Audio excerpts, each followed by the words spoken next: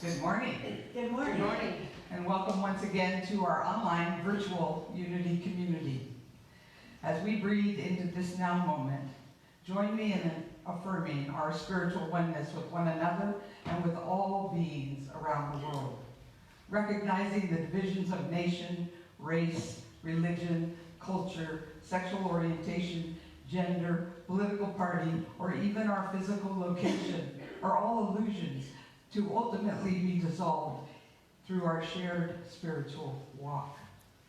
I'm Reverend Vicki Elder, and I'm here once again with Reverend Jelinch and our Essential Sunday Service team. Our music director, Denise Hedlund, with Devin Hubert here on the drums, co-chairs of our Leadership Council, Robin Falkenberg doing platform and Martha Price doing the live stream.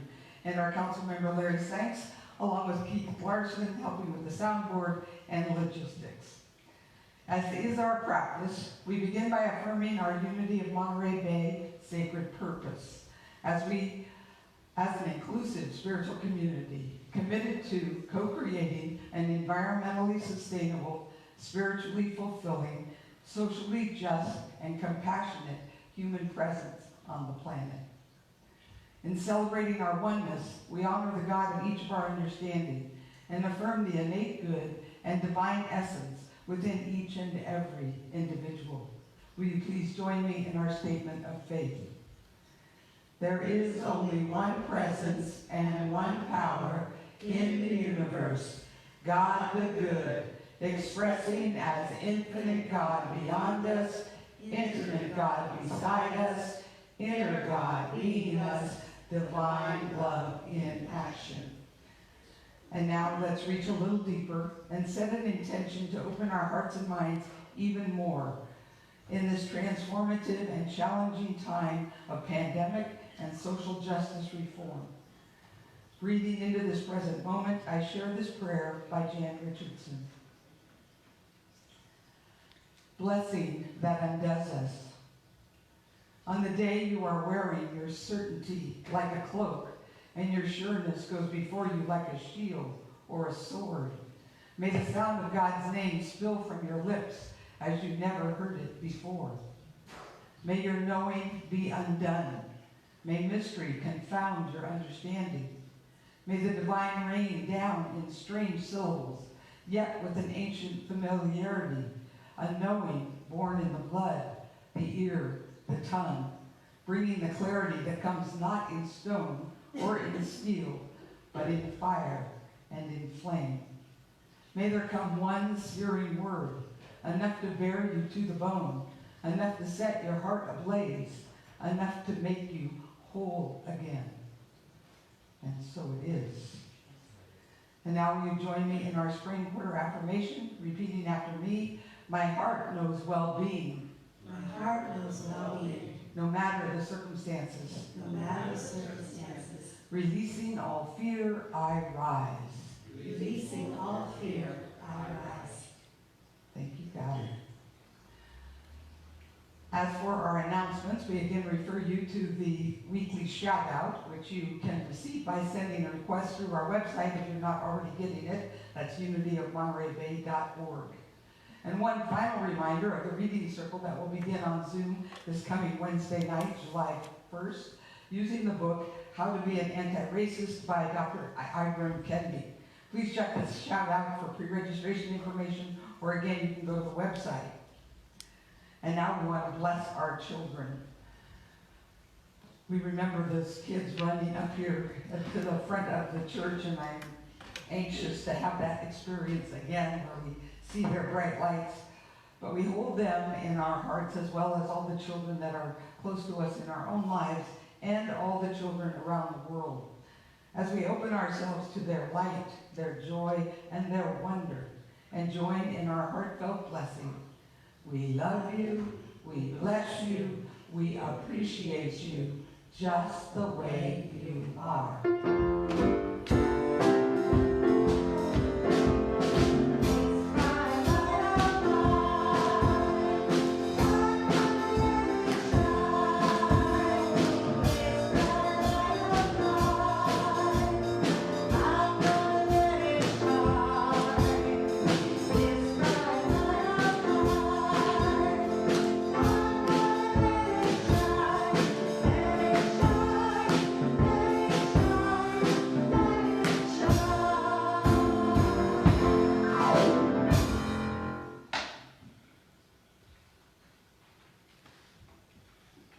going to take a moment to deepen our blissful inner connection with Spirit. So taking together that deep breath in and letting it out with an audible sigh. Allowing all distractions to gently fade away as we invite the chime to call us into this sacred space within.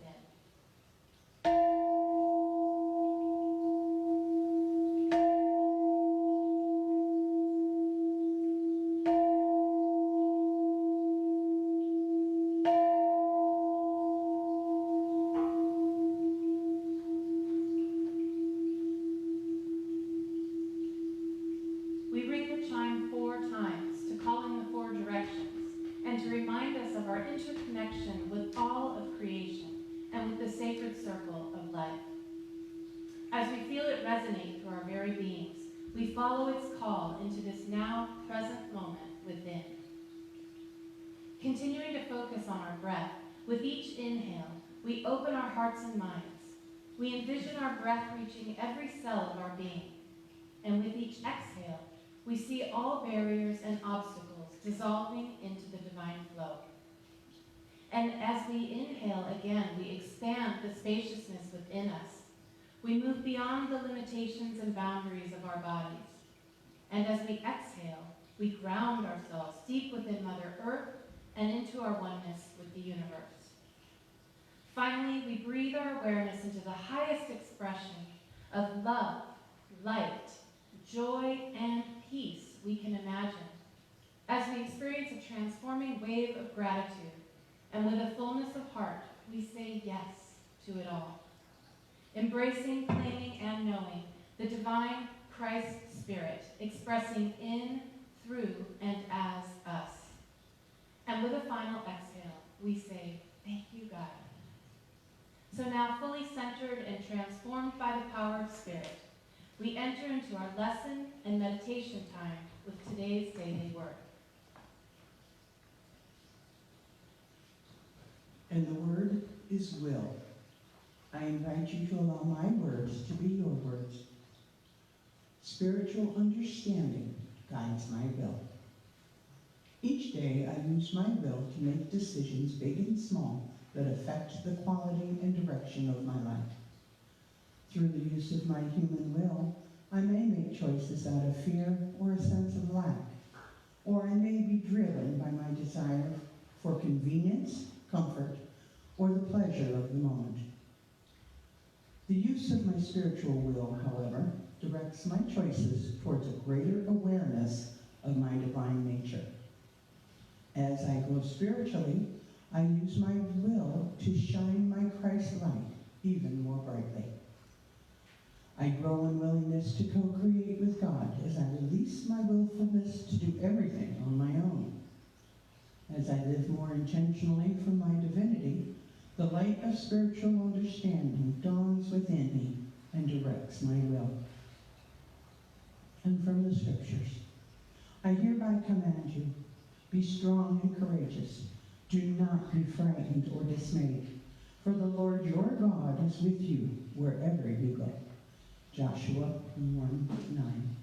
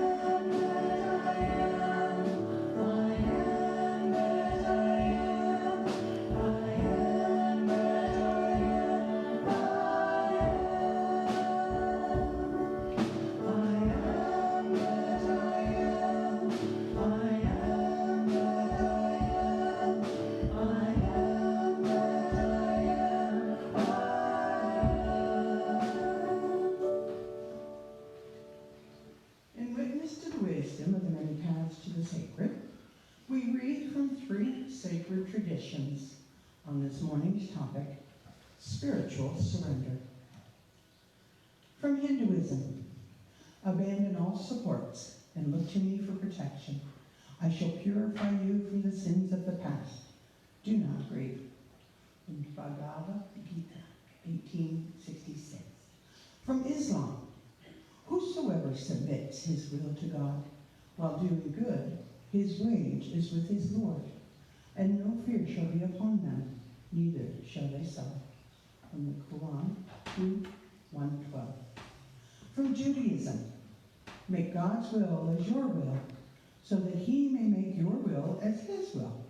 Make not your will before his will, so that he may make not the will of others before your will. Mishnah Abat 2:4. And from Christianity, and going a little farther, he felt on the ground and prayed that, if it were possible, the hour might pass from him. And he said, Abba, Father, all things are possible for you. Remove this cup from me, yet not what I will, but what you will. Mark chapter 14, verses 35 and 36.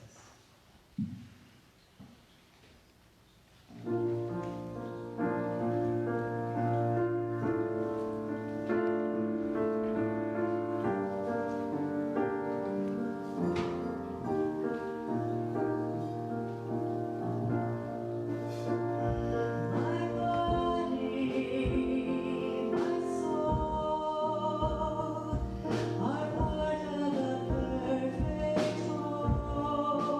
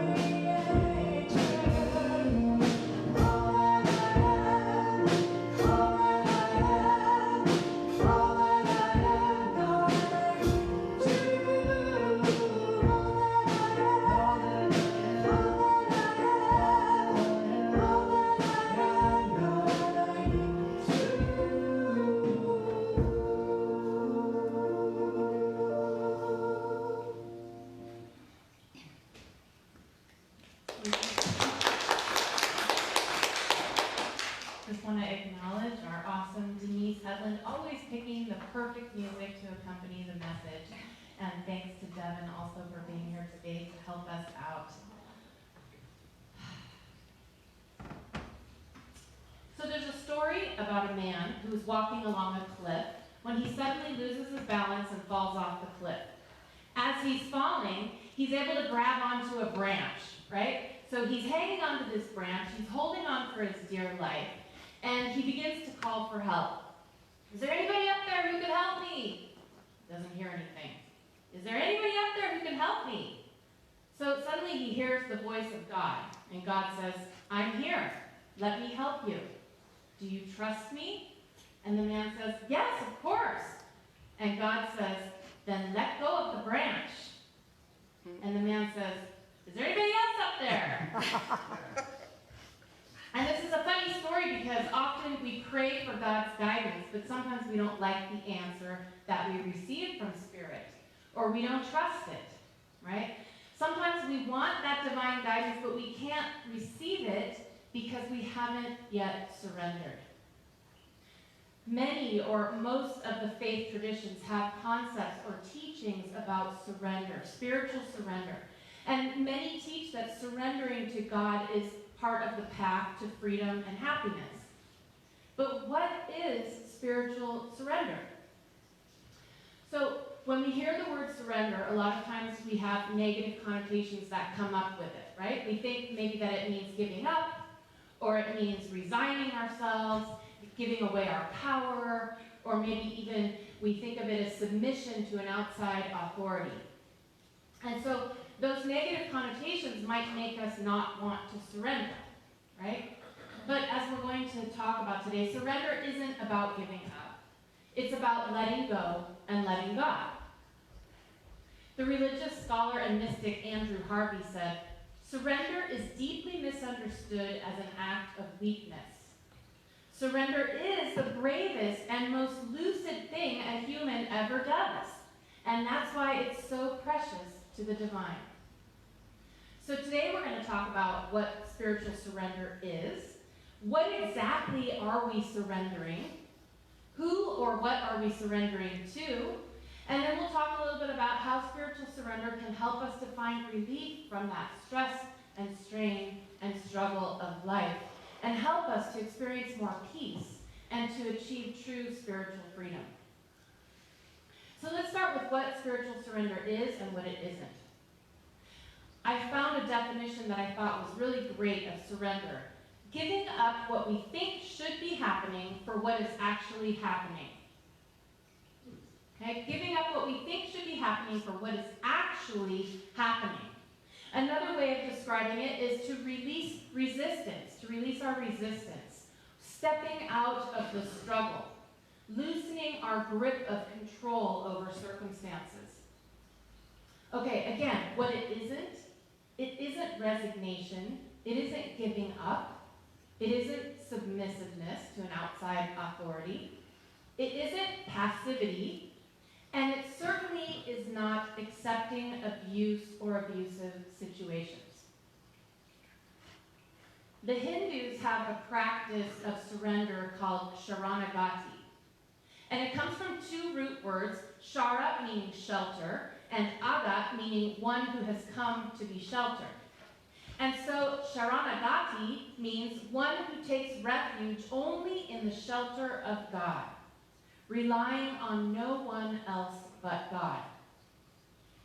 And so the Hindus practice this total devotion and surrendering of one's will to the absolute power. And it's accompanied by their belief that every single thing that happens is a gift from God. Now, we're going to talk a little bit more about that in a minute.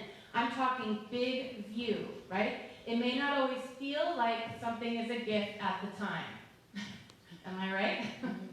But we can learn to hold that larger vision for our lives and that belief about the way the universe operates, where we can come to see the things that happen in life as a gift. This type of surrender also involves completely identifying ourselves with God. Now, this is Unity's first principle, right? We say it every week. Help me out. There is only One presence and one power, right? In the universe, in my life. God the good. There's only one presence and one power. So we say this every week, but do we actually believe it? I mean, in a real way? Do we practice it? Do we live into it? So spiritual surrender involves living this truth in a very real way. Really believing and getting on a daily basis that God is all there is. There really is only that one power and one presence.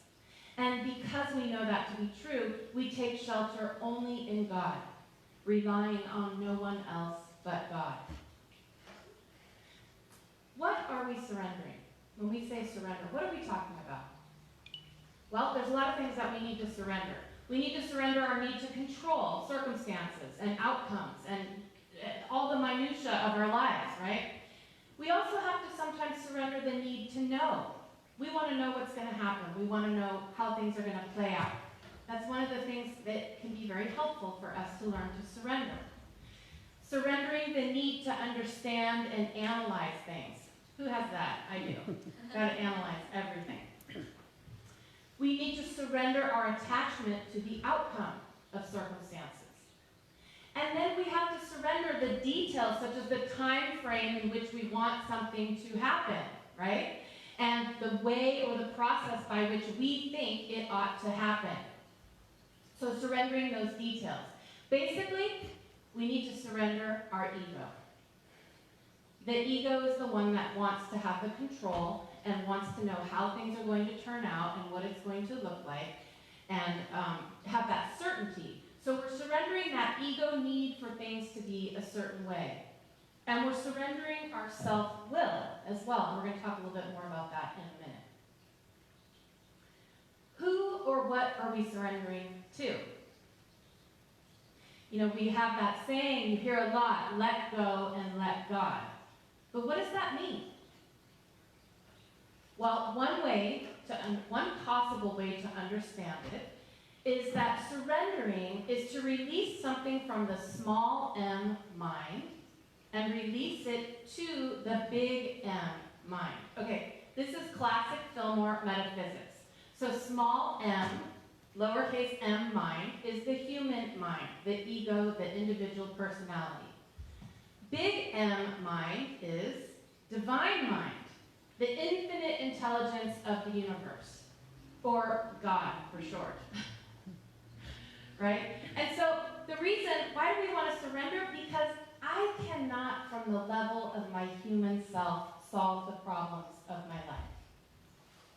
Why? Because my human ego self has limited understanding, and it has limited vision. I'm here on the ground, right? 5'10", maybe 6 with heels. But I have a limited scope of vision. But God's vision is, well, I heard it's called the 33,000-foot vision. I guess that's the altitude at which airplanes fly. But we know God is much bigger than that, right? But the point is well taken, that the God vision is much bigger and more expansive and knows all and sees all. And so I can't solve the problems from small ego mind, but I can turn my problems over to the higher self or to that universal intelligence that I call God. So in this sense, letting go and letting God could mean letting go of my small m mind need to control and letting big M mind or divine mind run the show.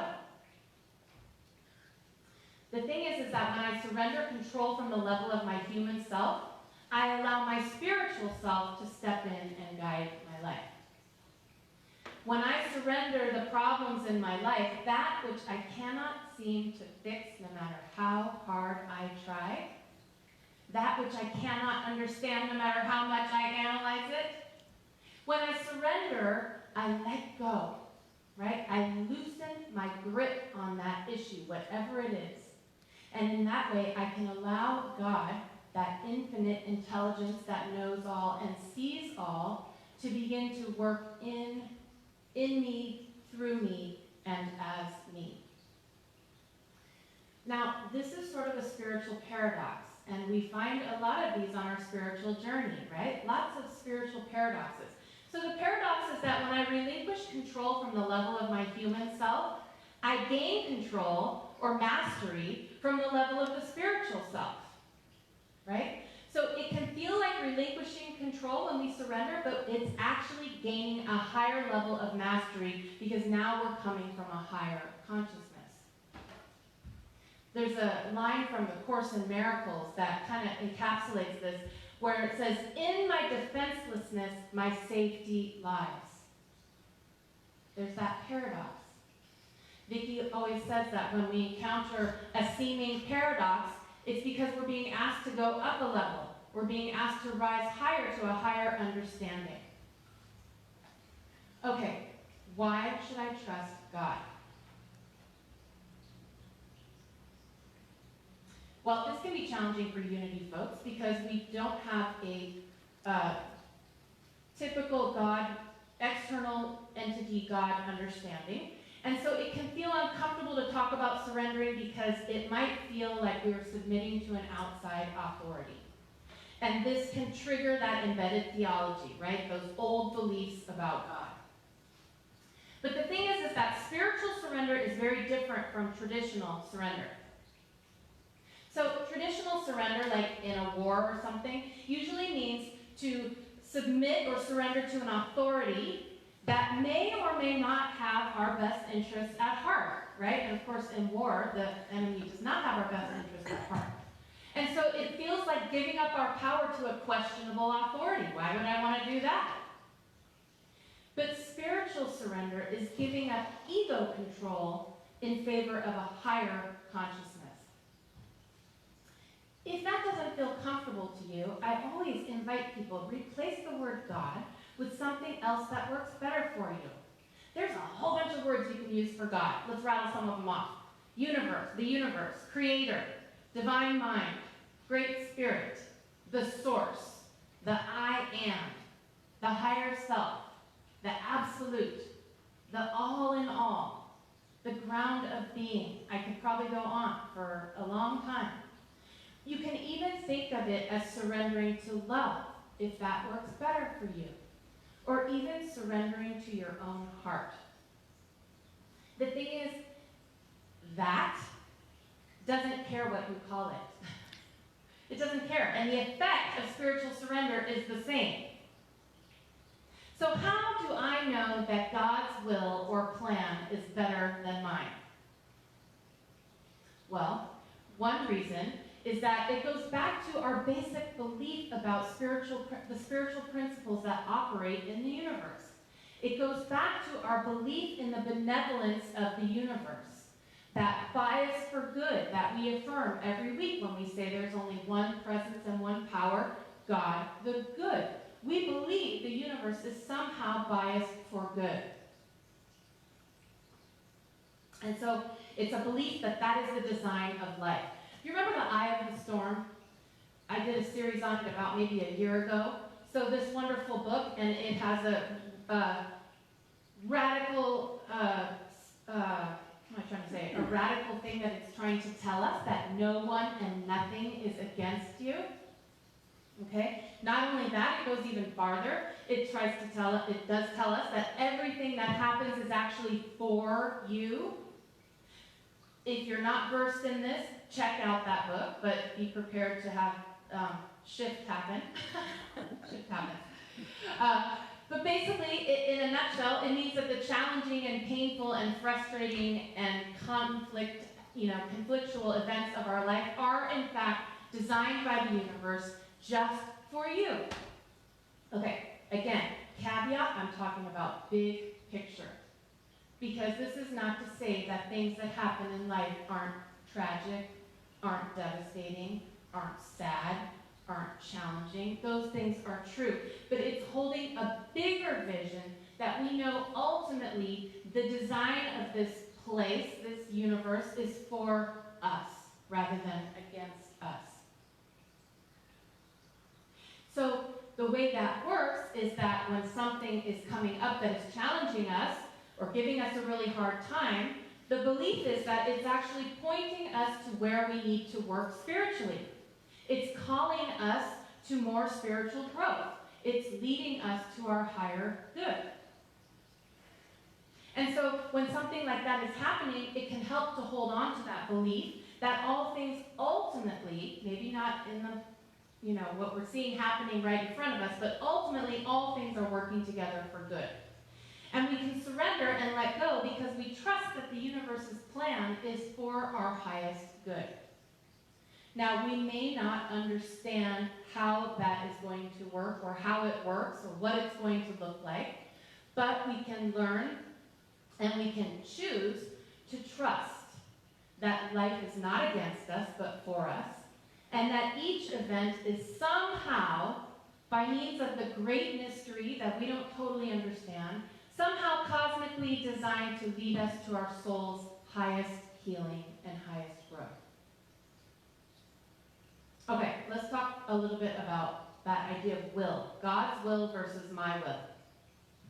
So I have to share that my understanding of this has changed drastically over the years and probably will continue to shift and evolve.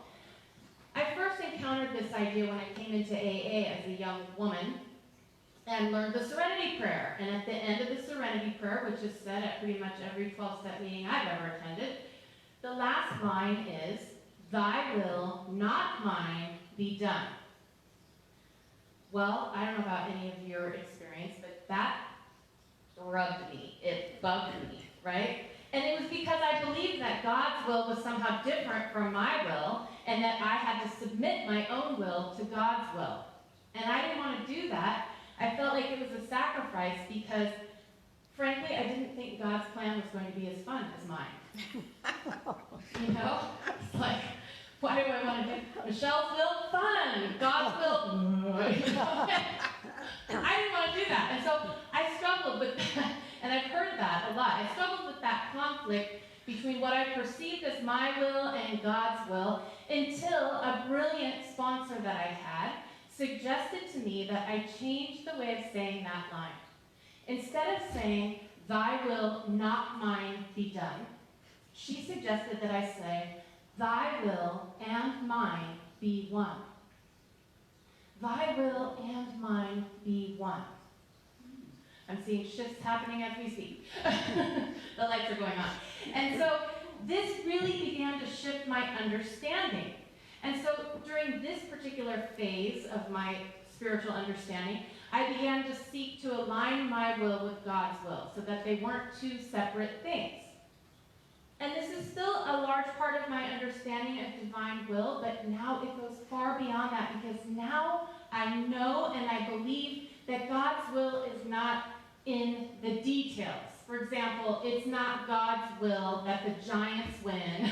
Sorry, Nikki. And the Steelers lose. For example, that's to me not the way God's will works. Rather,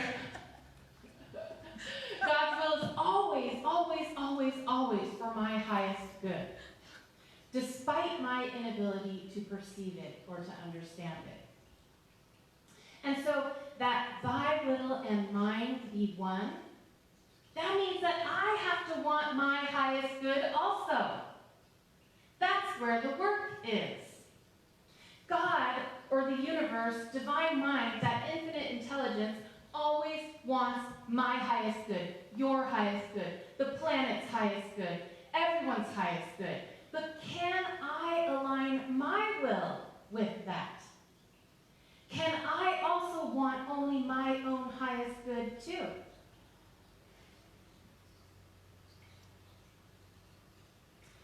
Our way shower Jesus was an awesome demonstration of spiritual surrender. In the Gospel of Luke, he's reported as saying, "If any want to become my followers, let them deny themselves and take up their cross and follow me.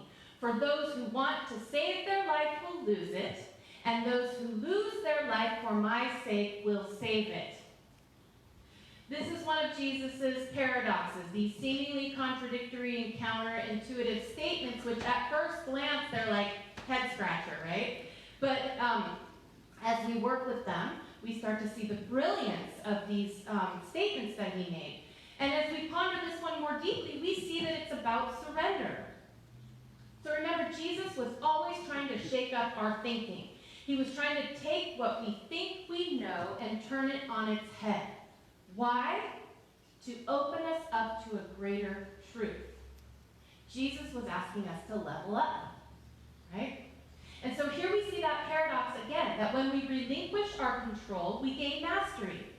When we let go of personal control, we gain power through the divine mind. Those who want to save their life will lose it, and those who lose their life for my sake will save it. When we surrender our personal will, we open ourselves up to God's will, which is always for our highest and best, and always in alignment with perfect divine order and with God's design for the universe.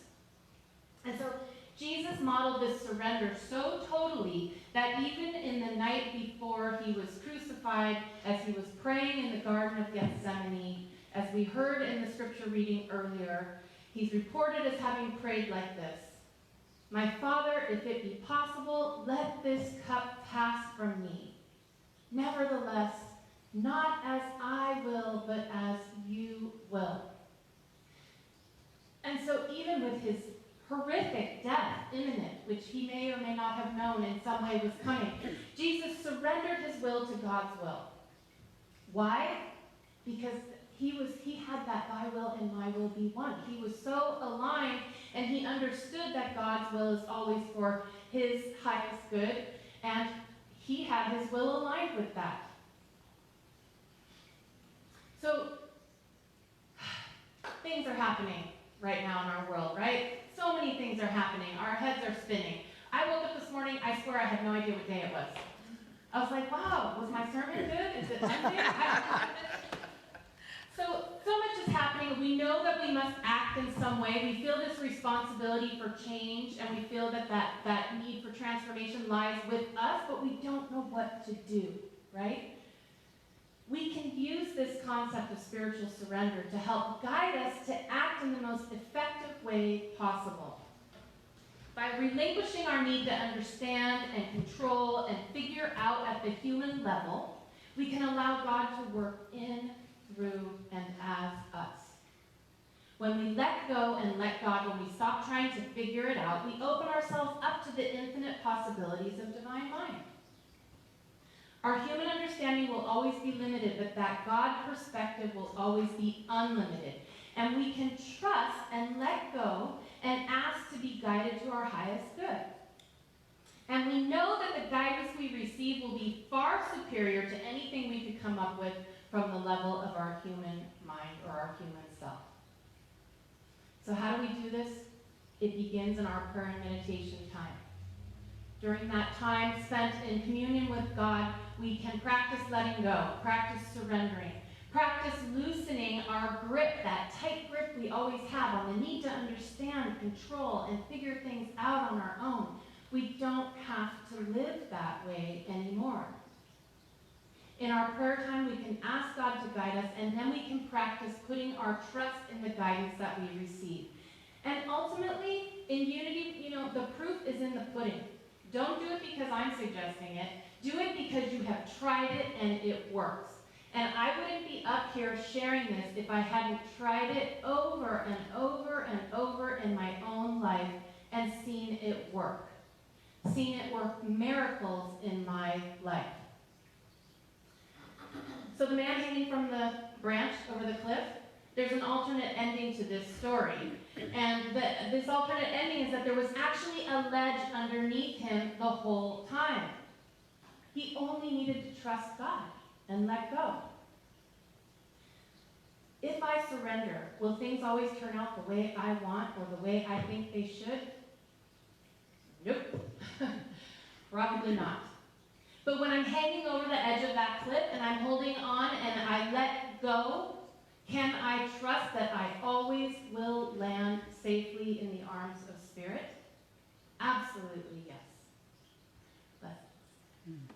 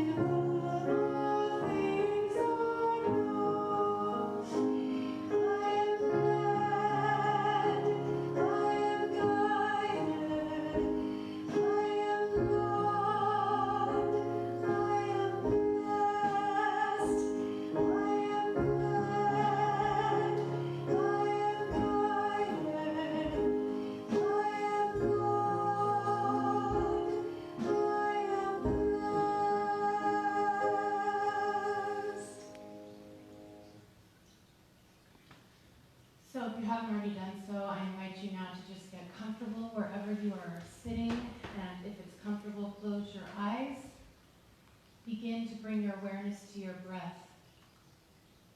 Just breathing in slowly and exhaling slowly. Beginning to slow down that nervous system. Taking another deep breath in.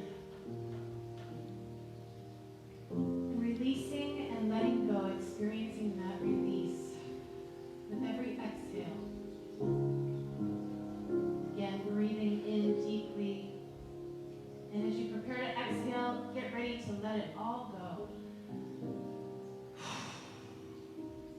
Release. Surrender. Feel how that letting go starts to take root in your body, and your body starts to respond to it. Relaxing. Untightening those tight muscles. Unclenching the jaw. Allowing the hands to be relaxed. As you continue to breathe deeply, allowing yourself to sink further into the surface on which you are sitting or lying. And as you feel that surface beneath you rising up to support you, let that be a metaphor for the way Spirit always supports us. And as you begin to quiet your mind, allow that presence of Spirit to become more aware to you, more tangible, that feeling that God is right here, closer than hands and feet. And so I invite you now just quickly to bring something to mind that you are struggling with right now. Maybe not the biggest thing happening in your life, just something that you have tried to figure out, that you have tried to control, tried to make happen the best you could. You have tried everything. And feel that feeling, see that tight grip you may have on that issue, and what that feels like.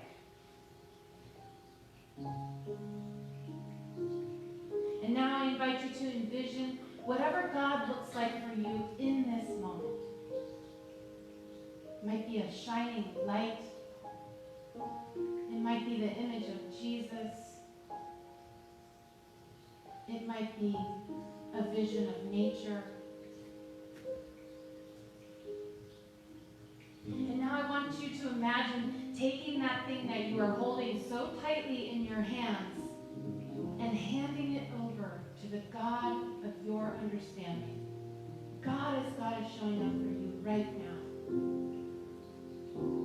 And as you hand this thing over, see your grip on it release and loosen and let go.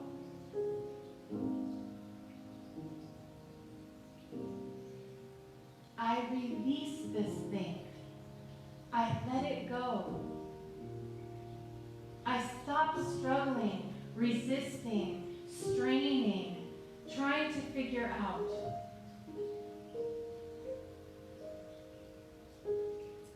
Whatever this thing is, I turn it over to God and I allow the perfect unfolding, the perfect outworking. I allow divine order to be established right here and right now, and I see this situation resolving for my highest good, everyone's highest good, in the best and perfect way.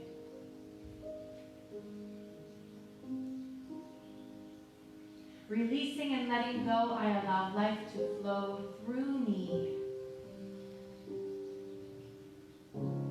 I know that no one and nothing is against me, but rather the entire universe is conspiring in my favor.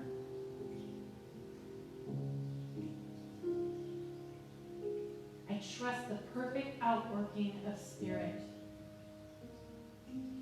May thy will and my will be one.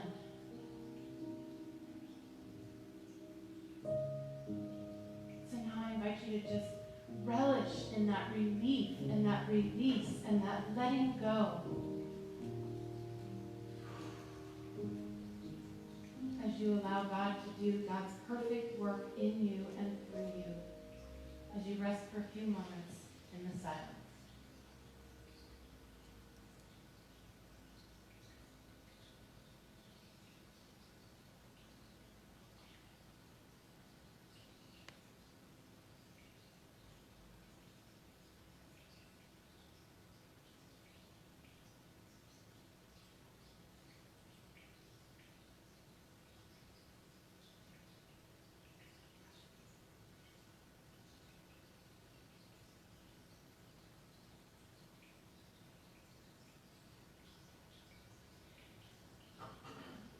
As we prepare to bring this time of meditation to a close, I share with you a poem by Denise Levertov, The Avowal. As swimmers dare to lie face to the sky, and water bears them, as hawks rest upon air, and air sustains them, so would I learn to attain free fall, and float into Creator Spirit's deep embrace, knowing no effort earns that all-surrounding grace.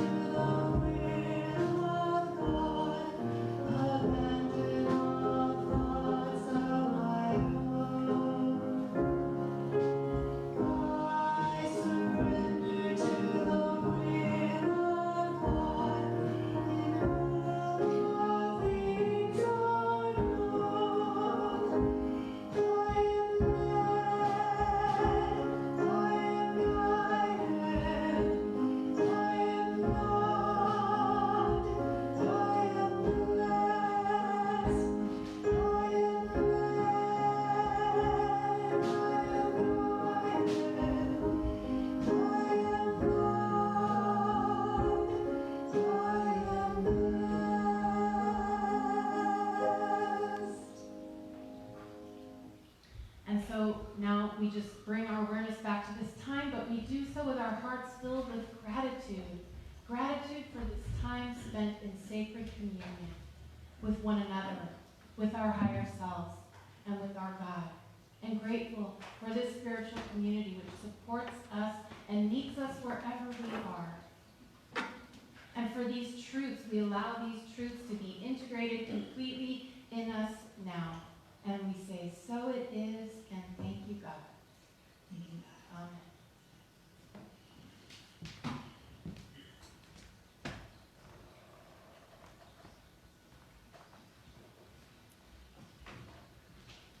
Amen. Unity of Monterey Bay is the collective consciousness and commitment of all of us who give of our time, treasure, and talent in order to sustain a spiritual community that is dedicated to transforming lives. We know that prosperity is a state of mind that finds blessings in every situation and abundance in joyous generosity. We transform all appearance of fear or lack into faith-filled peace of mind by shifting our attention to thoughts of gratitude for the abundance of God's good in our lives. And with our hearts and minds overflowing with gratitude, we breathe into the divine flow of God's good, trusting that we are enough, that we have enough, and that there always is enough to both have and to share. And again, we are grateful to all of you for your online giving through our website at unityofmontereybay.org and through your mailed-in offerings, including those who have set up automatic payments with your banking institutions. We are truly blessed. And now, from this place of faith and gratitude, I invite you to join me in mindful intention in joining in our offertory prayer, our blessing. I am an open channel for God's infinite good, divine love flowing through me, blesses and multiplies everything I give and everything I receive. And a blessing. Thank you, God. There was a time in my life I thought I'd have to do it all for myself. Didn't know the grace of God was sufficient. Didn't know the love of God was at hand. But now I can say, if you are discouraged, struggling just to make it through another day, you've got to let it go, let it all go. And this is what you have to say: I release and I let go. I let the Spirit run my life, and my heart is open wide. Yes, I'm only of God. No one's love, no one's right. With my faith I see a light. I am free in the Spirit. Yes, I'm only of God. I release and I let go. I let the Spirit run my life, and my heart is open wide. Yes, I'm only of God. No one's love, no one's right. With my faith I see a light. I am free in the Spirit. Yes, I'm only of God. I release and I let go. Let the Spirit run my life, and my heart is open wide. Yes, I'm only of God. No one's love, no one's right. With my faith I see a light. I am free in the Spirit. Yes, I'm only of God. Yes, I'm only of God.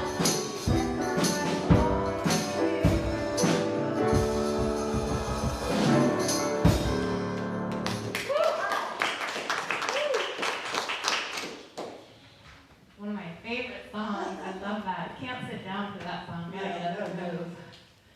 Well, I want to once again acknowledge this morning all of the musicians who allow us to use their music for our live stream. So today we had Daniel Maymod, Reverend Richard Burdick, Reverend Michael Beckwith, and Ricky Byers. And we just are so appreciative of their allowing us to use their music. So as we bring our service to a close today, we are so grateful that you have joined us here this morning, and we hope that we have made you feel at home in our Unity of Monterey Bay community, knowing that wherever you are on your spiritual journey, you are welcome here.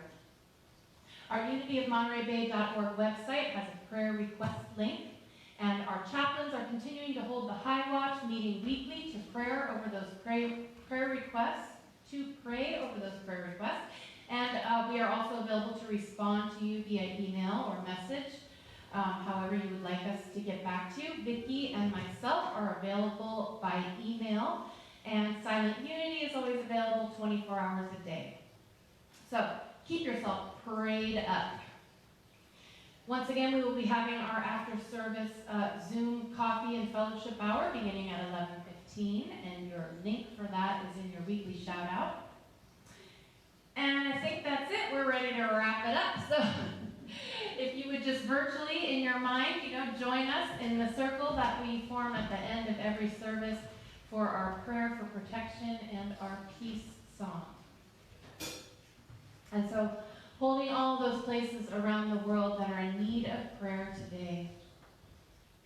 and directing this prayer and all of our loving intentions to our leadership, to our nation, to those struggling and suffering. Will you please join me? The light of God surrounds us. I am the light of God. The love of God enfolds us. I am the love of God. The power of God protects us. I am the power of God. The presence of God watches over us. I am the presence of God. Wherever we are, God is, and all is well.